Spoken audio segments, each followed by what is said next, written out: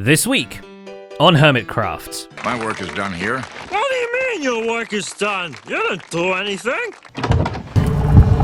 What's going on in there? I have been falling for 30 minutes! Welcome to the Hermitcraft recap. My name is Pixelriffs. Our writers, XP. Captions on this video were provided by Liara. And the rumors are true. The final accursed egg has been found, and the burning dark is upon us. Tremble and despair as the Dungeon Master unleashes the final challenge. The prophecy is fulfilled. The end is nigh. It's definitely burning and it's definitely dark. That's all I can say. Yep. Truly, it is the end times for Decked Out, even though there are theoretically several more weeks left. But the more adventurous hermits are now spending their streams and videos delving the final layer of the dungeon now it has been completed, and we can take some comfort in the fact that despite all the video compression, they can't see as much as we can't. What we can see is that the majority of the Burning Dark seems to be a parkour puzzle, and the few flat bits in between are swamped with pressure plates, so the hermits brave enough to boing boing and click-clack their way around the maze had best be prepared to get absolutely annihilated by the Warden, full damage, or both. It's like the inverse of total chaos, in that there is nothing going on around you, and it will still kill you.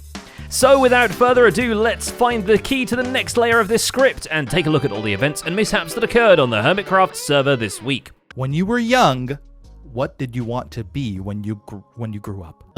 For a while, a professional baseball player. It's never too late. No, it's definitely too late. Start hitting them balls. Start going to the batting game. Starting with Etho, who has yet to show us video footage of him setting foot in the deepest, darkest, but his Phase 6 is still loaded with white-knuckle moments and Warden close calls, some of which have a live audience of either Tango or a peanut gallery of the other hermits. Oh, snappers. Yeah, that's pretty good snappers. Welcome back, everybody. This is Etho here.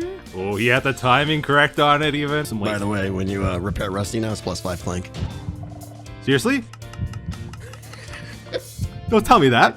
His goal is still to collect all the cards, although he still has standards. And while he still gets into some sticky situations he can't unglue himself from, he's completing deadly runs frequently enough to dip into the pool of rare cards and still have leftover currency to buy tomes or trade duplicates with other hermits, some of whom may regret that decision immediately. Scar, you realize that the crowns are Thank you, Scar. run, right? Did you just say you got bamboozled? I'm going to bed. I just got so played.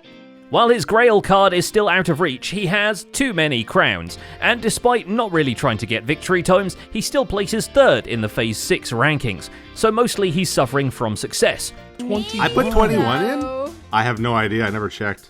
Other times he's just suffering, like when he fires this zinger at the Wardens. Somebody get these guys a Kleenex, man. They're sniffing way too much.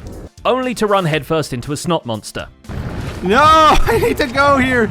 I guess that path was a little congested. Despite his no books plan though, this phase of Decked Out ends with Etho still the undefeated champion of the overall competition. Though Cubfan certainly chips at his dominance by submitting more tomes than anyone ever so far and taking first place in Phase 6. Gotta put in the legwork before Luigi over here wins by doing nothing. I know, Cub, like the first 7 runs, he died, and then somehow pulls out 36 tomes. Yep. Second half comeback. Between the phases, the way stumble cards work is changed and some other tweaks are applied. Explaining those takes several paragraphs according to the Reddit posts on the topic. The biggest change can be explained pretty easily though. The final level of Decked Out is open. The last 2 Easter eggs are discovered by Pearlescent Moon after Cubfan discovers the hidden Grian, and at last, Cub can enter the first ever Deep Frost run of the game. He dies immediately within the first cave. 1 card run Deep Frost? Oh man, that would be legendary. Do it. New animation! Oh god. Wow. Oh no. I'm dead. Oh no! Feel issue. The more successful expedition reveals a dark and ominous tangle of corridors and stairways.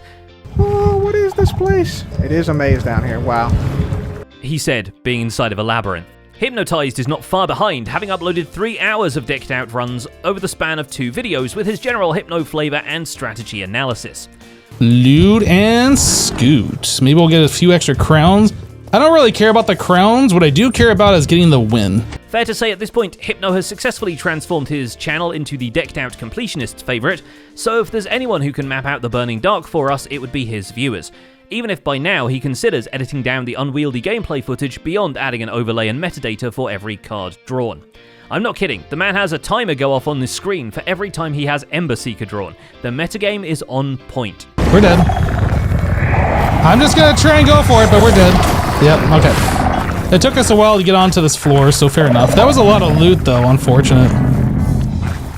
Meanwhile, Joe Hills is doing his best to stay as far away from the Burning Dark as possible. He's still getting comfortable with medium runs and building his collection of uncommon cards just to see what all the looting and scooting is about.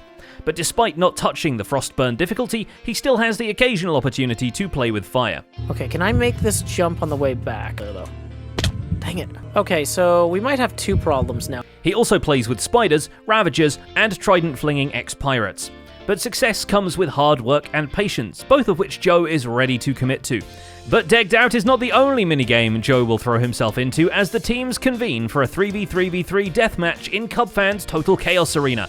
It's even more colourful than the usual Splash Potion and Fire Arrow shenanigans as the armor-trimmed heroes battle their adversaries while the environment around them flings every possible hazard their way. Plus there's a bonus round of free-for-all, slappers only, no odd job. Okay, I revenge myself. Hey, Scar, you here for revenge? Wayne Bar Shock, I got a jet ahead. Let's go. Oh, no, I'm dead. Doc M77 has now branded the Decked Out dungeon the Torture Chamber, but perhaps just because he's on the struggle bus with deadly runs. It's running time or die. At least the pitfalls and perils of Tango's House of Pain are counteracted by returning home to the perimeter, where fan artists have been helping Doc turn a collage of their work into a pixel art mural. Doc takes a moment to gush about their artistic talents before giving us a behind-the-scenes look at how Lightmatica helps him bring their work to life on the server, and 3D prints the first corner of the mural before flinging himself back into the dungeon to throw compasses at the wardens and somehow make it out alive on the next attempt. Look at it.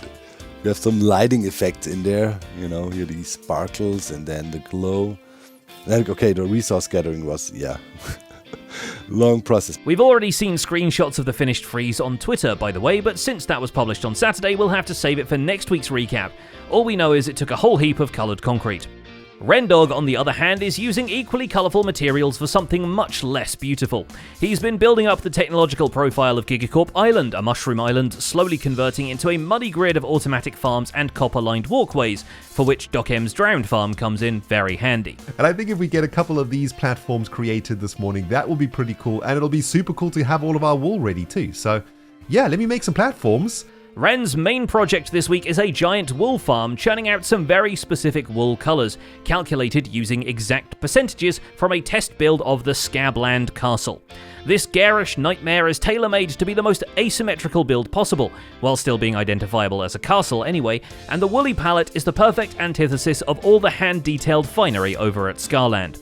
Actually, don't worry about hitting the subscribe button, you know, it's seriously, what are we even doing out here? This is, I mean, it's outrageous.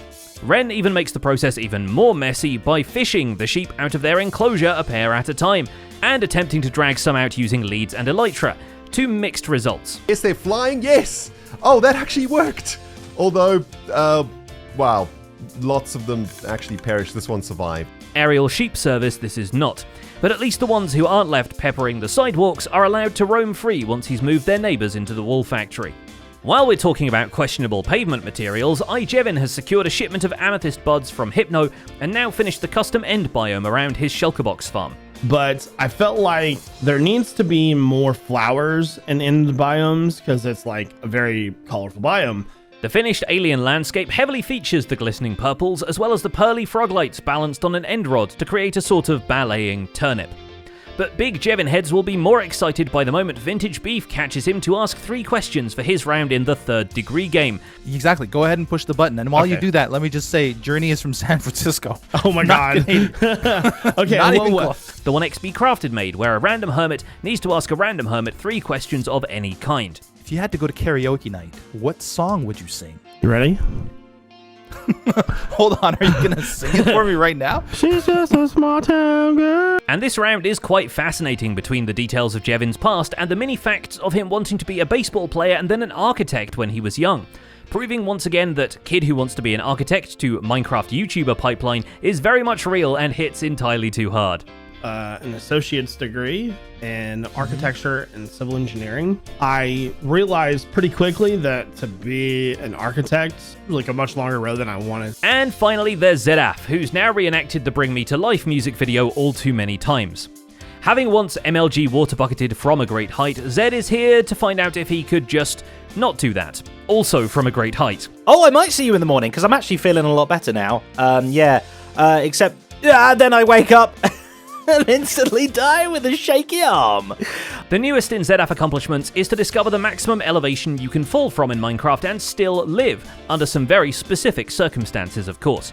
For example, having a hay bale down there helps, wearing feather falling boots is a must, maybe jump boost effects also help, who knows with that, and there are plenty of other ways to unterminal your velocity while still falling, technically. You might as well watch his own video if you want to know the full list. All I'm going to say is this man managed to Kratos meme himself from 4,500 blocks and live. Oh my god! That was insane. Oh my goodness. I was on half a heart. It worked out perfectly. And that's about it from this week's recap. Our writer is LoyXP and my name is Pixel Riffs. Captions on this video were provided by Liara. Don't forget to leave a like while you're still here and subscribe so you won't miss future recaps. Thanks for watching and we'll see you next week.